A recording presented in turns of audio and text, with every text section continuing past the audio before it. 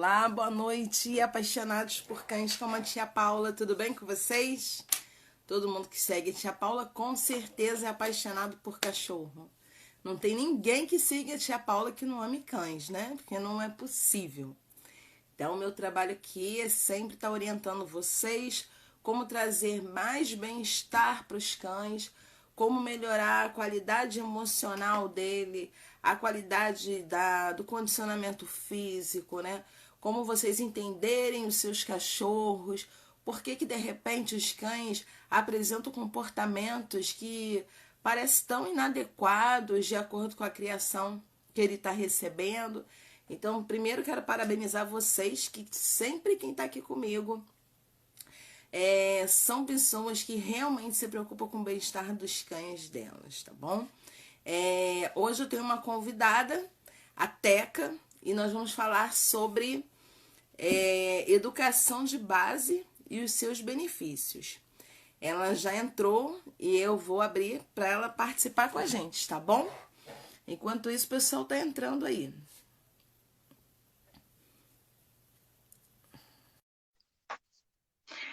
Vamos lá, o Face, o Instagram. Ih, a Teca recusou. Ai, meu Deus do céu. Ela recusou sem querer, com certeza. Deixa eu mandar o convite para ela. Ela me recuso. Não, ela não se recusa, não. A gente estava conversando agora. Oi, Teca! Não te escuto. Não te escuto, não. Deu uma congelada aí a Teca. Começou o Instagram. A gente fez uma live pelo Face e a live, assim, transcorreu maravilhosamente bem. Então, realmente, o Instagram está um pouco complicado de você fazer live com convidados. Só que hoje em dia muita gente já não está mais usando o Facebook. Aí está ficando mais no Instagram. Só que está um pouco complicado. Por aqui. Eu acho que Me vou ouvindo começar agora? fazendo Facebook. Agora eu tô. Tá me ouvindo? Bom dia. Boa noite para todo mundo. Boa noite, boa Boa noite. Show, noite. Seja bem-vinda. conseguimos. Paulinha, oi. Conseguimos para falar sobre os cães, para levar. Conseguimos. Oi, Márcia, boa noite. A Márcia é minha cliente, é seguidora, agora virou minha cliente. E estamos Show. começando aí o processo com o rap. Só que como ela é minha seguidora, ela já sabe fazer o cachorro, fazer sentar, deitar. Começou o fica ali. Então, estamos aparando as arestas. Então, Zequinha, diz aí pro pessoal quem é você, o que você Tá faz, onde você travando um é, pouco. as apresentações. Oi, Magalinha. Tá travando, tá travando. Tá me ouvindo, Paula, bem? Você está me Tá. ouvindo? Tá travando, tá chegando aqui travado. Não sei se é o seu ou o meu. Eu estou te Mas, ouvindo bem. mas vamos lá. Vamos às apresentações. Diz aí Magalinha. pro pessoal quem é você. Eu sou a Teca. Eu trabalho com cachorro há muito tempo, trabalho há bastante tempo, sempre focando em educação. A gente fala, quando eu falo educação de base, é porque durante muito tempo, quando a gente começa a trabalhar com comportamento, só vem problema, né, Paula? Oh, Só vem muito. problema, problema, problema. E aí tá, a gente atende, a gente vai atendendo correções, modificações de comportamento, problema e tudo. E aí chegou uma hora que eu falei assim, gente, eu vou começar a falar sobre educação de base. O que é educação de base? É você propor aos tutores, né, dono, como a gente quiser chamar, e principalmente ao veterinário, que aqui se tiver um veterinário eu vou mandar logo um, por favor, né? Por Que favor. o primeiro contato que quem tem com o cão é o veterinário, né?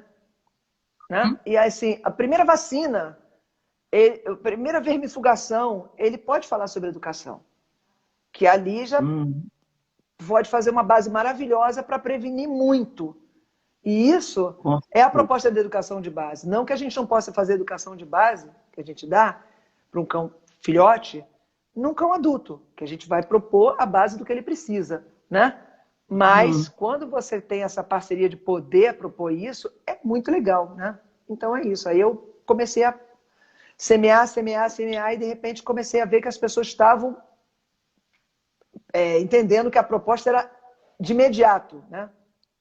É É. educar o cão, a primeira vacina. E assim, nós já temos muitos veterinários que entendem de comportamento, mas também temos muitos que não entendem de comportamento. Então, Sim, sim. muitos veterinários ainda indicam o adestrador só depois de 6 meses, só depois de 1 ano.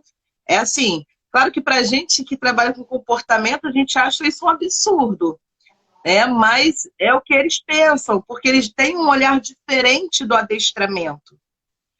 Porque, na É, verdade, o que a gente faz é uma educação para boa convivência. Não é um sim. adestramento para esporte, um adestramento para exibição. E essa boa convivência é desde o primeiro dia que o cachorro chega na casa da pessoa. É onde ele vai viver, Porque né? É como é que ele vai viver com o grupo, né? isso, Como é que esse cão vai entender como é que se porta dentro da casa dos humanos, né? dos humanos. Aí você falou assim, por quê? Não adianta a pessoa querer educar como se fosse uma criança, né? Porque a gente sabe que não dá muito certo isso. E muitos cães, a pessoa fica achando que é coisa de neném, vai passar e acaba doando esse animal. Então, eu que trabalho na causa animal, junto lá, ajudando o pessoal, tenho esse contato muito direto com cães resgatados, eu sei que muita gente adota o filhote antes de 6 meses e devolve para a ONG. É. Porque deu tudo, fez tudo, mas não fez o que o cachorro de fato precisava. E você sabe de uma coisa? Falando disso, de educação, a Sabrina aí, show, fofinha. Falando de educação de base, que acontece? Você falou da proteção, muito legal, você que trabalha junto com a proteção já há um tempão, fez trabalhos maravilhosos de recuperação de cães, os protetores entenderem que quando eles pegam um filhote, ou até a cadela grávida, eles podem fazer muito por esses cachorros que vão entrar para adoção. Porque, assim, aquelas estimulações neurológicas que você pode fazer com o filhote, desde os primeiros dias de vida até um tempo, né, que vai do segundo dia ao 17º, a estimulação neurológica. Você pode fazer isso. Uma vez me perguntaram assim, Teca, mas isso aí nem todo mundo pode. Eu falei, cara, todo mundo pode, porque na verdade, vem com o nome, ok, em inglês, é uma coisa que nasceu lá no exército longe, mas a estimulação neurológica, você trabalhar um cãozinho com habituação desde pequeno, mesmo que ele tenha sido achado, mesmo que a cadela pariu lá no abrigo, você consegue cães legais para doar. Na hora de doar, você está doando um indivíduo mais equilibrado, porque a gente sabe que todos esses cãezinhos eles vão com um pacote de complexidade, né? Por conta do que viveram, né? Então, essa base de educação, que se as protetoras sacarem, elas podem criar um nicho de já escolaridade para esses bichinhos que já vão melhores, né? É isso. Até porque a maioria das ONGs só doam esses cachorros filhotes depois da castração. Sim. Então, eles têm muito tempo de ONG para poder fazer alguma coisa, né? Imagina Quando pegar uma o filhote, eu outro dia falei com a menina e eu estou pensando mesmo em fazer uma cartilha digital e vou entregar para as protetoras e falar para elas uma passando para outras, né? Que são muitas. Então, assim, uma cartilha para entregar junto com o cachorro. Aqui, ó, esse aqui é o beabá, sabe o ABC? Para que esses cães não sejam devolvidos, às vezes, por coisas muito banais. E outra coisa, no próprio centro de abrigo, Paula, muito legal, você já imaginou montar aquele set de barulhinhos, percussos, sons, com um adaptil rolando, com uma série de coisas, e esses cães iriam começar a se ambientar ali com todas as coisas que eles podem ter dificuldade no futuro. Imagina, os cãezinhos comendo, com os barulhos, com as coisinhas táteis, sensoriais. Ela já está...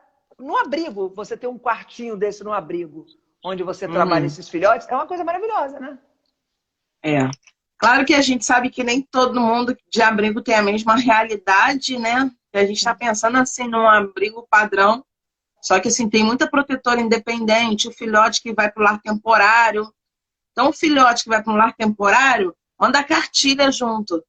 Porque quando ele for para uma família definitiva, ele já sabe fazer o xixi, porque às vezes a pessoa adota e devolve porque o cachorro faz xixi no lugar errado. Não aceito isso, mas acontece, né? Essas desculpas, claro que não cabem, não entram na minha cabeça. Mas acontece. Então, acho que se a gente puder ajudar, ajudar esses cães a terem uma oportunidade e estar sempre educando as pessoas, né? Eu acho que a educação do ser humano com relação à necessidade do cachorro ainda está muito longe de ser entendida. E a mídia não ajuda muita gente, né, Teca? Na verdade, aí a gente já fala de humanização, porque a mídia trabalha de uma maneira, assim... Que mídia, né? No geral, o cão ficou num lugar...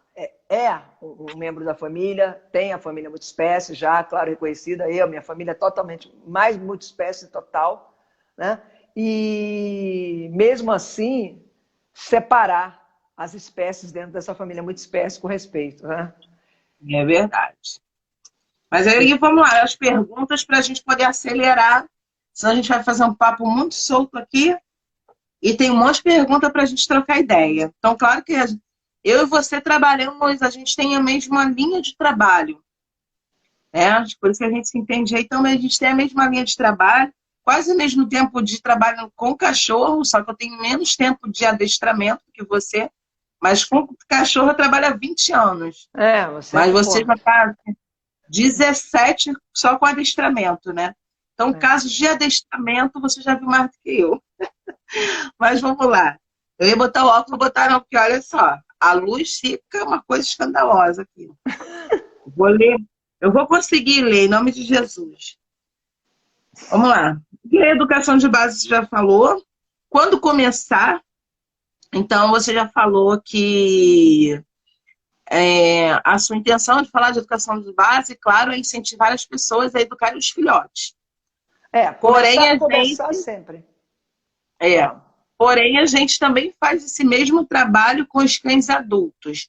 Aí eu queria que você me dissesse qual a diferença que você vê entre você fazer o adestramento num filhote e em um cão adulto. O que acontece? Quando me perguntam se o filhote pode aprender, o cão pode aprender em qualquer idade. Eu já adestrei cães com 8, 9 anos, em comandos, em comportamento, eles aprendem em qualquer idade. Claro que o filhote está bem mais aberto, porque ele não sabe regras, né? Então você vai clarear, você vai criar conceitos. O filhote você vai ter que modificar. Essa é a grande diferença, né? O filhote a gente vai para modificação de algumas coisas e criar coisas novas. Mas em qualquer época, e já te digo mais, eu já não vi diferenças assim de dificuldades educando cães adultos em relação a cães jovens, entendeu? Tiveram cães adultos que eu peguei que foi uma coisa super fácil. Então, posso te dizer assim, a diferença que eu vejo é que esse cão, em algumas coisas, você vai ter que modificar. E a resposta dele pode ser tão boa quanto a de um filhote. O que eu vejo a diferença... Qual foi o foco da tua pergunta? Mas é assim, e o filhote tem um facilitador porque é um papel em branco. Aquilo ali é maravilhoso, é isso que é a proposta melhor. Isso aí que eu ia falar.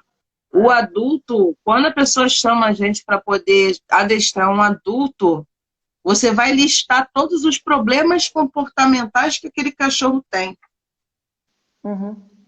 E o filhote, você vai trabalhar construindo bons comportamentos. É maravilhoso. Então, é totalmente inverso, né?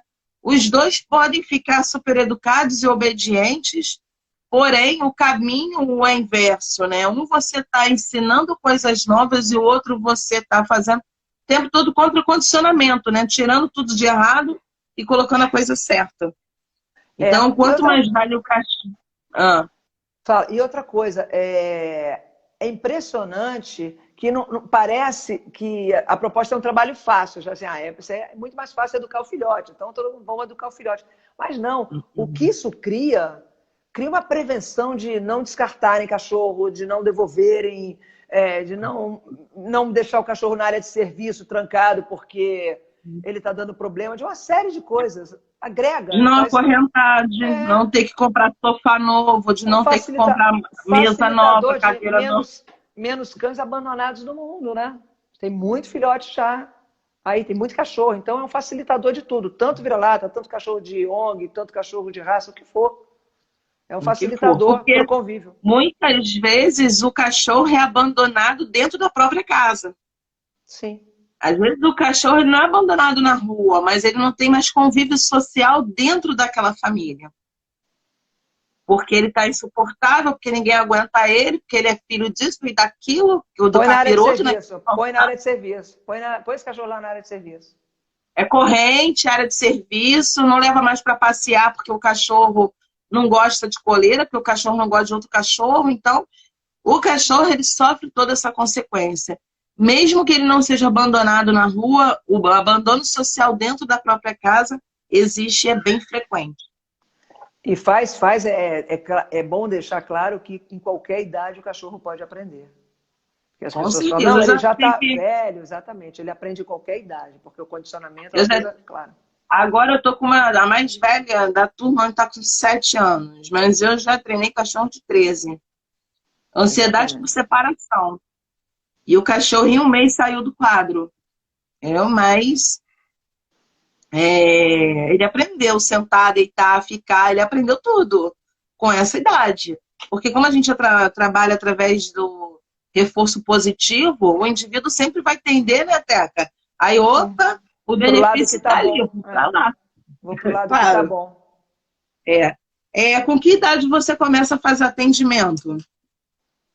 Olha, de preferência, o ideal seria a partir de 55 dias. Já a gente pode educar, fazer a educação de base perfeita, né? O cachorro já aprende a sentar, já aprende tudo de uma maneira lúdica, porque aí você vai criando grau de dificuldade, responsabilidade, seriedade com o tempo. Mas ali é de uma maneira lúdica, gostosa, e ele vai te dando uma resposta muito mais rápida. É nessa idade, com 55. Quer dizer, é a época que o canil legal, né? O canil correto. Deveria, né? Deveria. 60 seria ideal. Para entregar o cachorrinho, seria ideal. Mas em abrigo liberam com o quê? Com 4 meses, 5? Por aí. Para poder, por causa da castração. Porque se entregar sem castrar, também um monte de gente daqui a pouco está fazendo mais filhote com aqueles filhotes. Isso é um complicador enorme, né? Isso é um complicador. Eu também, porque perde a fase de... Se bem que lá no abrigo eles são socializados com outros cães e pessoas, né? Eles perdem essa socialização de casa, de rotina de uma casa, que é totalmente diferente do abrigo, né? Que é mais uma vida mais exposta. Ou pode estar ali a mãezinha no quarto com a ninhada, mas não é um quarto igual o nosso, com a nossa cama, a estante, o sapato que está ali. Mas, enfim, eu começo a partir de 60 dias também. Porém, eu falo que se a pessoa pegar o cachorro com 45 dias, ela já pode marcar uma consultoria comportamental para que a gente ensine a ela a não errar. E você já pode ali falar sobre o que ela vai dar para o cachorro brincar, interagir, roer, educação sanitária, toda aquela basezinha ali dos primeiros dias. E com 60 a gente já começa a introduzir os comandos. Porque então, para os cães... Para os cães, às vezes, uma semana fazendo xixi no lugar errado faz diferença. Sim, então, na verdade, a educação começa quando o cão chega onde ele vai ficar. Né? Independente da idade. Ele chegou ali, é legal que você eduque para evitar que você precise corrigir. Porque você educando, você evita, né, correções futuras. Isso que é a base mesmo. E uma coisa interessante que eu estou vendo, né? Agora eu só estou atendendo online, basicamente online, né? E é uma coisa que está dando muita resposta. Eu já atendia antes, em regiões que eu não atendia presencialmente. Então agora eu estou atendendo mais online mesmo. E eu estou achando muito legal, porque isso chama muito mais o tutor para responsabilidade. Muito mais. Está com a clareza assim, olha... Você muito agora chama para a responsabilidade da educação, que é uma coisa que, entre aspas, quando chama o adestrador, pessoa que faz. Por isso a importância que a gente está falando da aula sempre na presença do tutor. Já que no Isso caso... que a gente estava falando, e a pessoa acha que não, se ela tiver o adestrador presencial, o adestrador que vai resolver os problemas dela, mas não é. Hoje mesmo eu passei um orçamento para a moça e falei que todo mundo tem que cooperar porque o filho é dela, não é meu. É como se eu fosse a professora na escola. Na escola eu vou falar, criança, se comporta, criança, horário para almoço, horário da merenda, horário de copiar. Em casa, você que vai ter que educar teu filho, porque a professora não vai estar lá para falar, olha, obedece sua mãe. Não, é você que tem que ter rédeas da situação. Então, o trabalho do adestrador é como se fosse a super nani, né? Você vai lá e ensina o dono direciona esse dono dentro da rotina ideal para um cachorro equilibrado. Eu posso Facilita falar essa comunicação. Eu posso falar que os meus melhores alunos, assim, que não desvirtuaram no caminho, né? Foram os cães que os tutores se comprometeram. Eu chego lá e falo, olha, os meus melhores alunos são esses. Fora isso, pode falar mal, pode falar de mim, o cachorro tá péssimo e tudo, entendeu? É isso. Não, é isso a gente vai... e também... Não, e também levando em conta que são cães. Tem muitas coisas que acontecem que é pertinente da espécie.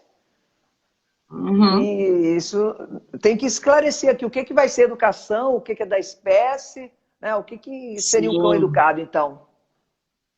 Sim, é porque às vezes por isso que eu falo que nesse ponto a mídia atrapalha a gente, né? Porque às vezes a pessoa quer um cachorro que ande na bolsa, que o cachorro dela não gosta de andar na bolsa, porque ela vê o Spitz da colega que anda na bolsa. Então, assim, isso não é trabalho, assim, não é educação do cachorro. É uma educação para satisfazer a necessidade do tutor. O cachorro quer andar no chão, farejar, né, cheirar cocô. É isso que o cachorro quer fazer. Não é andar na bolsa. Então, às vezes, a pessoa pega um cachorro com temperamento mais difícil e fala, bolsa nada, eu não quero isso, não. Então, realmente, a gente tem que estar ali falando para a pessoa, isso não é coisa de cachorro. E é tão então, importante meu cachorro... falar que é importante ele cheirar o cocô. É importante ele cheirar o xixi. Deixa ele cheirar o xixi e o cocô. É importante ele pegar a pata sem sapato e ralar no chão. É importante. É a comunicação. Senão você vai limitando a comunicação do animal, o animal surta, aí o cachorro é louco. Não é. Ele não está mais aguentando aquela vida limitada que ele está levando. Mas, vamos seguir. Sobre a importância dos... vamos falar agora sobre essa confusão que o pessoal tem dos cães, quando você fala assim, a pessoa me liga, entra em contato, manda um zap, meu cachorro está latindo demais e destruindo a casa toda, pula em todo mundo, aquilo que a gente já sabe, né? Arrasta no passeio, o que você vai fazer? Aí eu vou falar assim, vou começar pelos comandos de obediência, aí a pessoa fala, mas ele já sabe sentar e dar patinha. Eu não quero isso. Eu quero que resolva o problema. Então, assim, as pessoas... Tá muita confusão ainda na mente do dono. Aí eu falo, o comando é de obediência, porque esse truquezinho que você faz de senta, ele vai ter um nível até que ele vire obediência. E depois a gente vai trocar um comportamento certo pelo errado. Então, o cachorro que está pulando, você começa a condicionar ele a ganhar tudo no senta. Na verdade, o que eu vejo é que as pessoas, quando eu falo para as pessoas sobre comando, eu falo assim, cara, não adianta você me dizer que o seu cachorro senta, deita, fica. Você tem que saber para que usar. Então, é aí onde a gente fala sobre a modificação de comportamento, né? Porque, assim, você sabe para que... Ele sabe sentar, mas você sabe para que usa? Eu uso para dar biscoito. Aí eu falo, você tem que saber para que usar os comportamentos. Se você não sabe para que usar, não adianta o seu cão saber.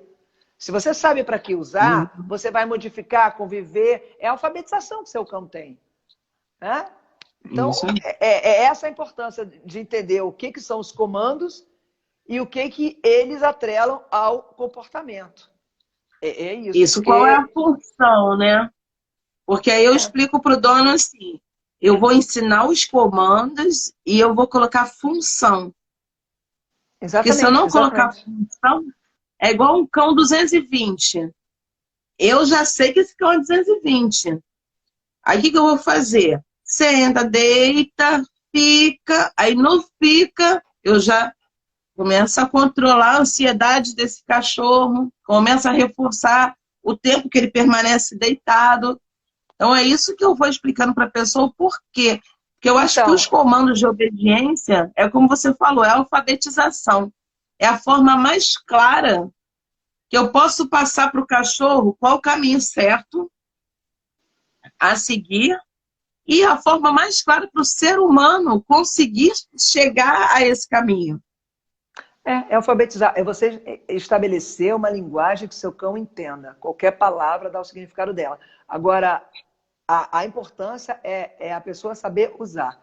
Não adianta nada seu cão aprender. Muitas casas a gente vai, você liga, fala, mas ele já sabe os comandos. Aí eu pergunto, mas você sabe usá-los?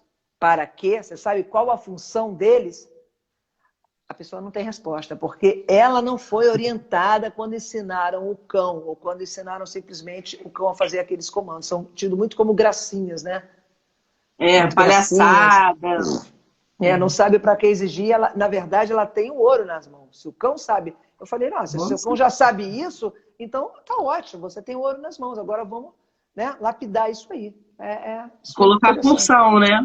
Exatamente. E responsabilidade, foi aquele negócio que você falou. Tem que colocar responsabilidade no comando. Sim. É igual você... Pode falar. Por isso que o filhote a gente vai de uma maneira lúdica para depois ir exigindo de uma maneira mais séria. O filhote começa a fazer tudo porque ele gosta, né? Está sendo super reforçado, né? Bacana. É igual eu falo pro cliente, o cachorro se agitou na rua, manda ele sentar. Aí eu vejo sentar para observar, quando ele se acalmar, você recompensa e segue o passeio. Aí eu vejo o dono falar assim, senta, senta. O cachorro senta e levanta e a pessoa segue o passeio. Eu falo, não, ele só vai levantar do senta quando você recompensar e seguir o passeio. Porque o mínimo detalhe a pessoa não percebe que o cachorro continua no comando. Eu falei uma coisa... Eu falei uma coisa para a Sabrina que está até aí, acho que a Sabrina está aí. Eu falei uma coisa para ela. Hoje ou ontem a gente estava conversando sobre isso, porque ela está atendendo um aluno em conjunto, eu passei para ela, a gente estava com uma parceria. E a coisa mais importante, né, nem propriamente de adestrar, mas de trabalhar o comportamento, é o time, é o tempo preciso da marcação. Isso é uma coisa de observação mesmo, né? De você ter essa percepção. E é muito legal quando você consegue explicar a importância disso para o dono. Então, assim, meu cachorro fez isso. Premia, premia, premia. Então, se você premia um pouquinho antes ou um pouquinho depois, você está marcando outra coisa totalmente diferente do que aquela. Outra coisa então, errada. O time é o gancho da parada, é o grande mistério, né? Por isso que eu sempre falo para meus alunos, meus clientes presenciais e do curso online, eu falo, manda vídeo. Porque senão vocês podem estar treinando uma semana errado. Porque no vídeo eu vou ver se o seu time está certo, se o cachorro está sendo recompensado na hora certa ou não. Então, às vezes a pessoa fica tímida, eu falei, filma só o cachorro. Porque ali eu já vou estar sabendo se o teu ok está na hora certa ou na hora errada. Porque o cachorro realmente, é isso que o adestrador tem pela experiência, né? Num segundo, falar, ok. Aí o cachorro sai do comportamento, no outro segundo ele já está fazendo certo e você já está recompensando certo. É o time, exatamente, a marcação do comportamento, porque é uma cadeia, né, de comportamento. E aí tem vários comportamentos nessa cadeia, que nem filme, né? Vai passando aqueles quadrinho, você marca no quadrinho certo. Né? É interessante isso. Deixa eu ver aqui mais uma pergunta. Então, já falamos sobre a importância de Tá se me treinar enchendo de como. pergunta. Claro, você é a minha entrevistada da noite. É chique, Paula né? Bial, Paula Direto Bial. de Itapuaçu para o mundo. Paulo Bial? Paula Paula Bial. Bial. É, Então, vamos lá. Quero que você fale Ô, sobre... Paula, fala. Hum, Não, mas eu ia falar, Pode falar. essa coisa da cartilha e essa coisa de falar da importância para os veterinários e para as pessoas que pegam o cachorrinho na base é muito importante. Isso daí tinha que ser uma coisa assim, a nível de, se fosse para humanos, a nível de Secretaria de Educação. É isso Tinha que aí, ser uma exigência, coisa, né?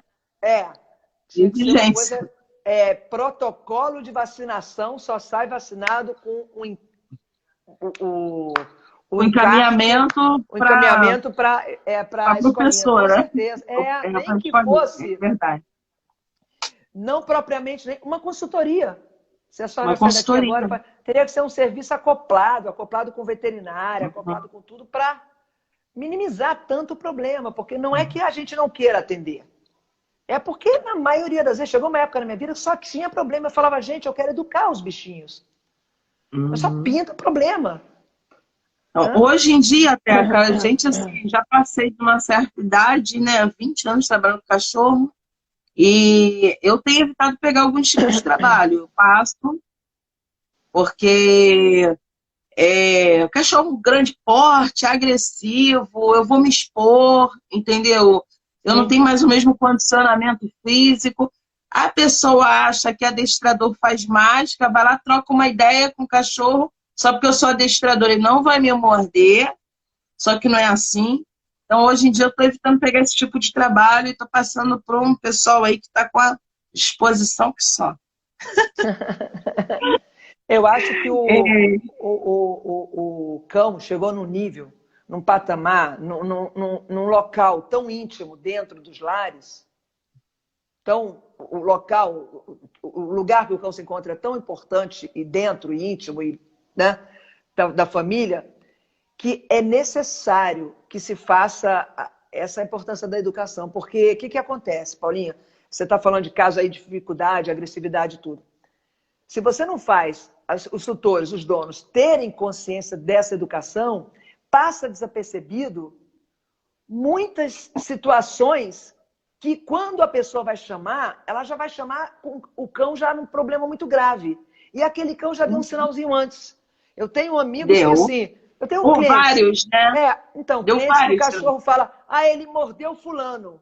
Aí você vai lá explicar para a pessoa, quando você vai explicar para a pessoa todo o contexto, a pessoa fala, olha, tem um ano que então ele me deu aquele sinal X, agora que você está falando, que eu lembrei aquela vez, porque ela não lia os sinais que eram sutis. E só leu aquele sinal que é muito óbvio, mas teve que é o final.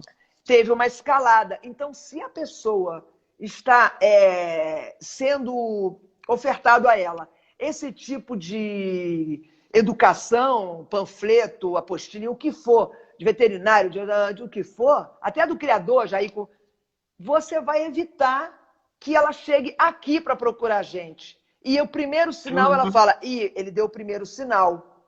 Porque isso tudo, esse caminho aqui todo é desapercebido. Entendeu? É essa a importância de falar de educação. Isso que é... Não, e muitas vezes as pessoas justificam o comportamento agressivo do cachorro de uma forma totalmente inadequada. Isso eu tenho visto, porque assim, a humanização está chegando em níveis muito cruéis para os cães. Então, o cachorro mordeu a visita porque a visita tinha algum espírito, alguma coisa, e o cachorro não foi com a cara, não bateu. A casa do cachorro. Só que esse cachorro vai morder a própria dona. Lá na frente, ele vai morder a dona. São sinais, exatamente. Ele mordeu o filho da fulana porque mexeu no brinquedo dele, mas também o brinquedo é do cachorro. Aí veio a criança e mexeu no brinquedo do meu filhinho. Só que esse tutor vai ser mordido também. vai ter a cama mijada, a cama cagada, o sofá todo mijado e não vai entender o porquê. Então e muitas vezes a pessoa só procura quando chegou mesmo no ponto de estar mordendo o próprio dono, o dono não consegue mais pegar no colo, o dono não consegue mais botar coleira, porque o cachorro está enfiando o dente. É para apagar incêndio mesmo. É para apagar incêndio. Então, assim, se for uns pequenininhos abusados, a tia Paula ainda pega, agora os de grande porte, não mais. Prefiro pegar um pitbull na ONG, trabalhar até com preço mais baixo para a ONG, do que pegar um cachorro mimado de dentro de casa para colocar minha mão para rolo, entendeu? Com certeza. Prefiro. Porque lá vai todo mundo se dedicar, vai fazer, e o cachorro tá sem influência daquele vucu-vucu. Mas vamos lá, é muito assunto. A gente está falando aqui, já falou um pouco sobre isso várias vezes, sobre o dono só procurar no final e tudo mais. Mas o que você vê de maior erro, eu fiz até um vídeo essa semana, tá lá no meu canal Pet Pimpolhos, no YouTube, para quem estiver aqui e não conhece. Tem uma galera aqui que são seus seguidores. Então, quem não conhece, a Paula tem um canal no YouTube, Pet Pimpolhos. Você tem também, depois fala aí o teu canal, pessoal. É o canal no YouTube. Ah, no YouTube? Até Camarinho. Até Camarinho? Até Camarinho. Meu Pet Pimpolhos. Aí, eu fiz um vídeo sobre os erros que eu vejo que mais frequentes que os donos cometem na criação dos cães. E você, quais os erros que você vê que as pessoas... Coisas que as pessoas erram mais comumente, assim, na criação dos cachorros? Olha... Você fala assim, meu Deus... Não, são tantos, mas eu vou te resumir tudo num só. O maior erro, assim, que eu posso... Não é o maior erro. O que mais cometem, realmente, sem saber, às vezes, porque quando a gente fala, acabam entendendo, é reforçar positivamente, né? Assim, dando atenção, se fazendo aparecer em todas as atitudes indesejáveis. Esse é o maior erro para mim. Entendeu? Cachorro late, aparece para falar, cachorro chora, aparece, cachorro faz xixi, dá importância. Então, a pessoa se coloca em todos os erros.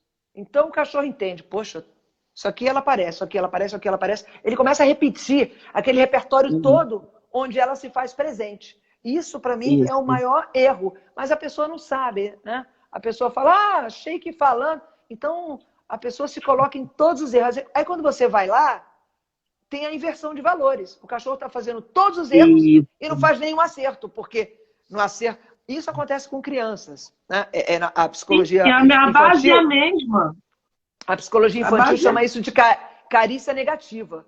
A carícia negativa, assim, muita gente, quando a criança está quietinha, ninguém aparece lá com milkshake e fala, olha, tá aqui, milkshake, você tá tão quietinha. Pelo contrário, as pessoas falam, tá quietinha, nem aparece. Quer dizer, não aparece para reforçar aquele comportamento bom. Agora, a criança fez uma coisa errada, toda pai, mãe, avó, olha aqui, aquele bolo entrando assim no quarto, dando a bronca, né? Então, a gente inverte valores, é a inversão de valor. E aí, eu acho que o maior erro é esse. Porque até assim, eu falei... Nesse vídeo eu falei sobre bastante coisa, né? Que eu fiz uma lista. Aí eu falo sobre o cachorro que pula em cima. Aí a pessoa ensina o filhote a pular em cima. E depois cobra do adulto, porque o cachorro cresce. E ele não pula só quando a pessoa está com pijama em casa ou roupa de faxina. Ele pula quando a pessoa está indo para o casamento também, ou está indo trabalhar, e o cachorro está ali. A pessoa está, desce, ganhando atenção, como você falou. Ele ganha atenção fazendo a coisa errada. Então, quando a gente vai lá explicar para a pessoa tudo que ela fez errado... Tadinha da pessoa. Aí a pessoa fica, meu Deus, é mesmo, né? Até, olha só, você vê como é que são as coisas, né? Estudando sobre ansiedade por separação, sabe que eu fiz a especialização em transtornos de comportamento, né?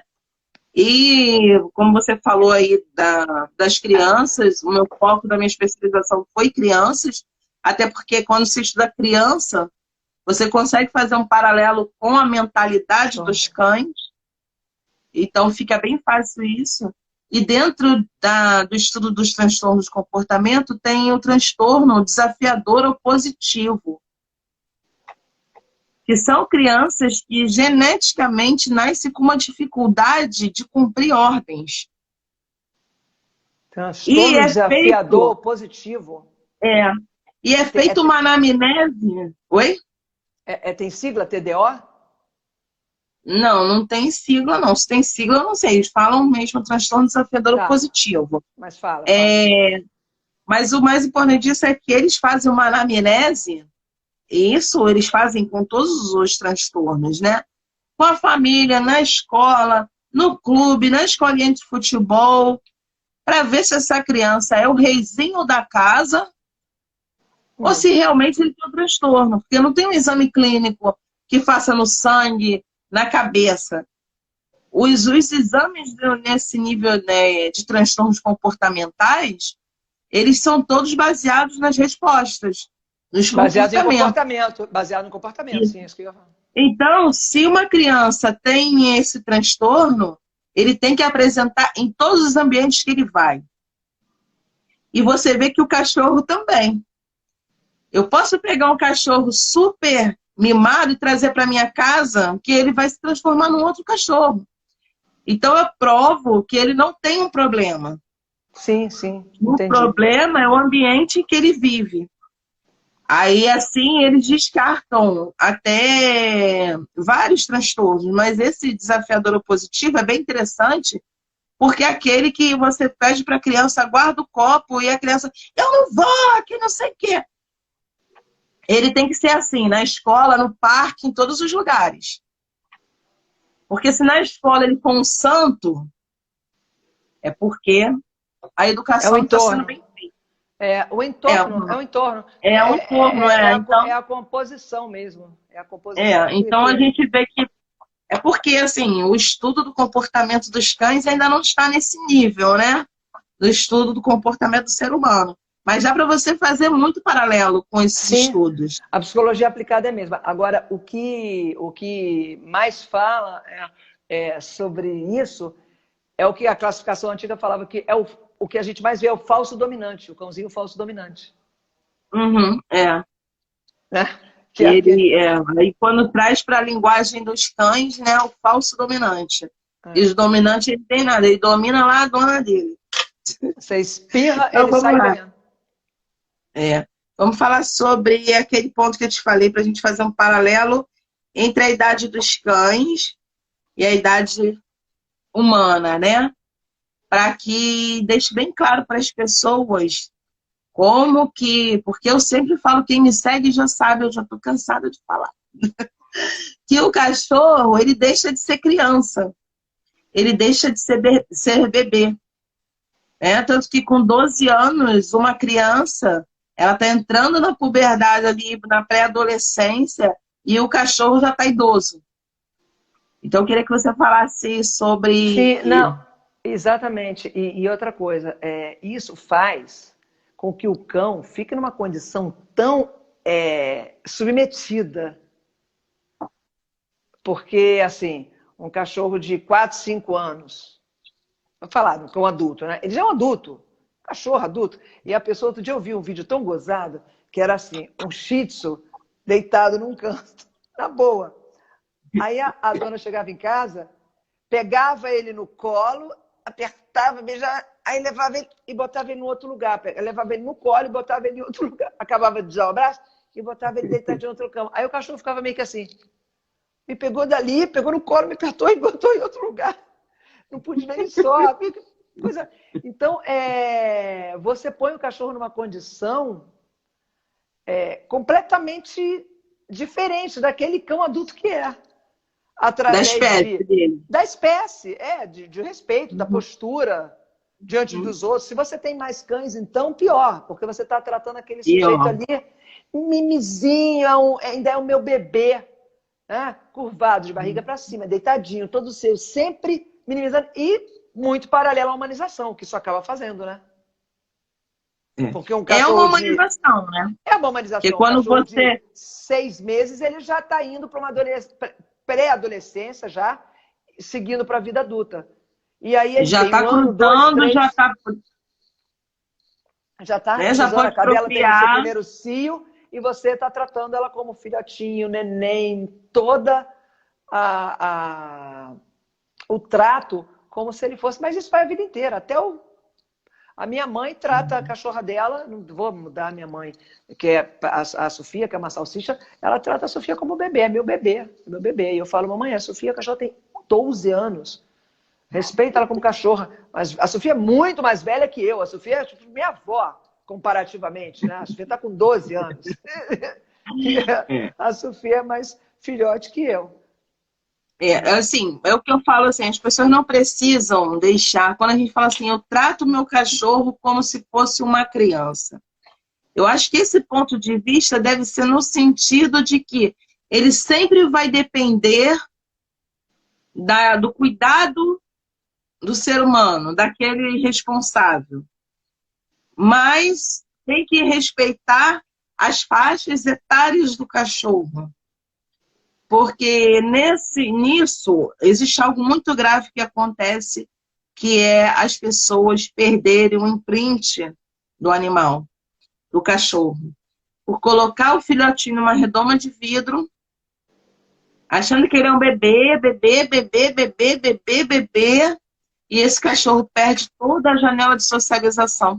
Mas aí entra, isso é muito complexo, esse assunto é muito complexo, porque aí entra o veterinário, né?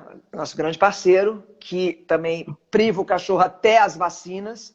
Claro que você não vai levar teu cão para um ambiente inóspito, terrível, podre, mas você não precisa isolar ele dessa maneira por conta do período de vacinação, período vacinal, né? Até porque se você respeita a janela, entre um período e outro você pode colocar ele no lugar. Isso aí entraria o veterinário, né? Que fala para a pessoa não sair, e tem cachorro que só vai para a rua com quase 5 meses, né? 5 meses, né?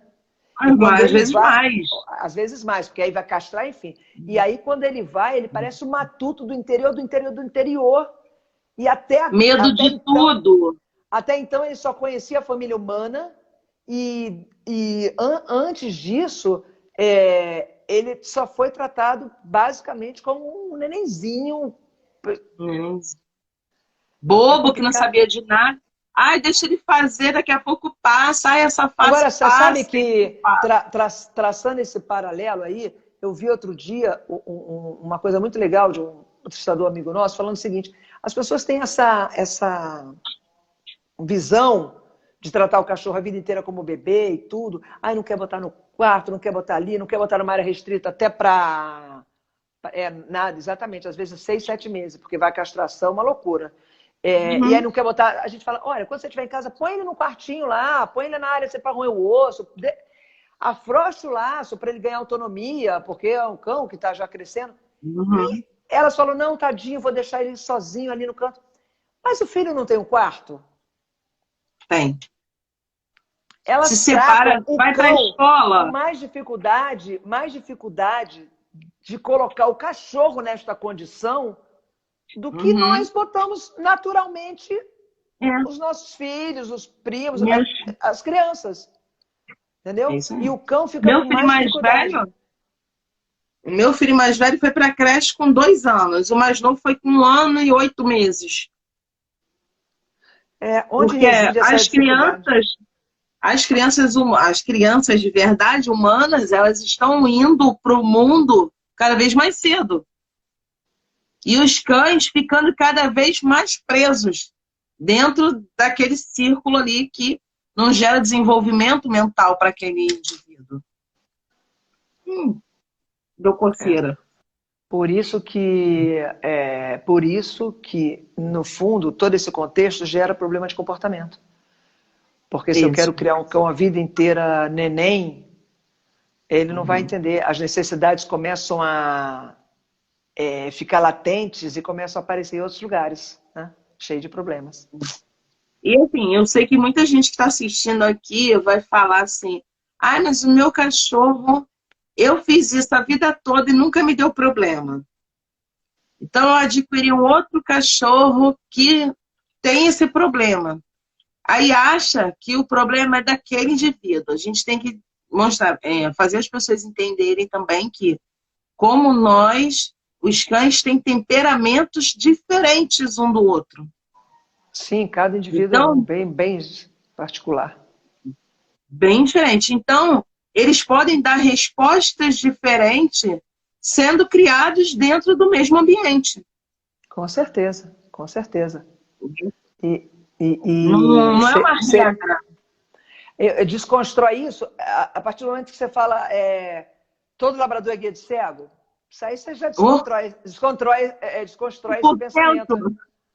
Exatamente, 0,1%, entendeu? Então, 0,1%. A partir disso você vê que você pode botar 2 cães numa casa, tratar da mesma maneira. Cada um vai sair de uma maneira porque o temperamento de cada um é a base do que você vai fazer, né? É isso aí. Realmente. Tanto é igual irmãos gêmeos, nasceu idênticos, vão ser iguais? Jamais serão iguais. Porque todo indivíduo, de todas as espécies, eles têm diferentes comportamentos. E é por isso que se equilibra, né, a natureza. E porque imagina, se todos os macacos tivessem o mesmo temperamento, ninguém caçava. De repente, porque todo mundo ia ser o bonachão. Traz aí que eu quero comer. Então tem né? Tem que ter o que vai lá, que caça, o outro que briga, o outro que fica tomando conta dos filhotes. É complexo, né? Isso, claro. E a gente, quando traz uma espécie para dentro da nossa casa, a gente tem que entender um pouquinho da espécie. Se puder entender. Por que os veterinários não falam disso com os tutores? Porque a gente precisa plantar muito. Porque eles estudam área médica, área clínica, veterinária, eles estudam cirurgia, eles estudam isso. A parte comportamental é uma passada, né, Teca, que eles têm, e alguns vão se especializar. Mas a maioria não tem, eles querem... Agora está tendo uma corrida. Né? Mas agora está tendo uma corrida boa dos veterinários querendo entender de comportamento. Né? Porque isso é muito legal. Aí também tem controvérsia. Mas o legal é você poder semear. Eu semeio isso há muito tempo, correndo atrás ali justamente para isso. Para falar da importância de prevenir. Poxa vida, é aquele chau-chau que eu eduquei, né? Você educar um cachorro desde pequenininho, você... Nossa, reduz todos os problemas possíveis que as pessoas podem enfrentar. Desde um Shih Tzu a um Rottweiler, não importa o tamanho. Entendeu? Nossa, o tanto de pedido que tem de adestramento para Shih Tzu, as pessoas não imaginam. E quem vem, que é de agressividade, fala, não, mas eu comprei, a moça falou que Shih Tzu é muito calma. Eu falei, Shih Tzu tem um temperamento muito forte. Se ele for manejado errado, acabou. Entendeu? Ele é um mini cão de guarda, aquele cachorro. E eu vi uma vez que a origem do Shih Tzu é de cão de guarda. Ele é mais um daqueles cães que diminuíram. Shih Tzu, acho que Shih Tzu quer dizer leão do templo, um negócio assim, templo. É um guardião do templo. Isso, ele era guardião, né, lá daqueles templos lá. Vamos lá. A última pergunta aqui, faltam 7 minutos. A última pergunta... Como passa rápido. Muito rápido. Paulinha, obrigada. Poxa, muito legal. Humanização, a gente já falou aqui um pouco. Mas a humanização, quando a gente sabe que humanização é colocar emoções humanas na espécie dos cães, né? Que as pessoas acham que, assim, colocar roupinha, mas é noite de frio. Se o cachorro sente frio, não é humanização, o cachorro tem aquela necessidade. Sim, os cachorros cachorro que não tem pelo, que tem, por exemplo, chihuahua, eu tenho chihuahua também. Chihuahua tem hipotermia. Chihuahua, pelo curto, bate queixo. Claro que eu vou botar uma roupa. Mas eu tenho um chihuahua pelo longo, a Lolo, que é peluda. Lolo não quer roupa nenhuma, não vou botar. Então, é como você está usando o quê, né? Como você está usando o quê? Porque aí você fala, quando você vai colocar uma roupa no cachorro, cheio de babados, laçarote, arco na cabeça, e quer que o cachorro fique com aquele arco na cabeça, às vezes óculos, porque ele viu um cachorro no Instagram que anda só com as 2 patinhas traseiras, anda vestido, usa bolsa e óculos.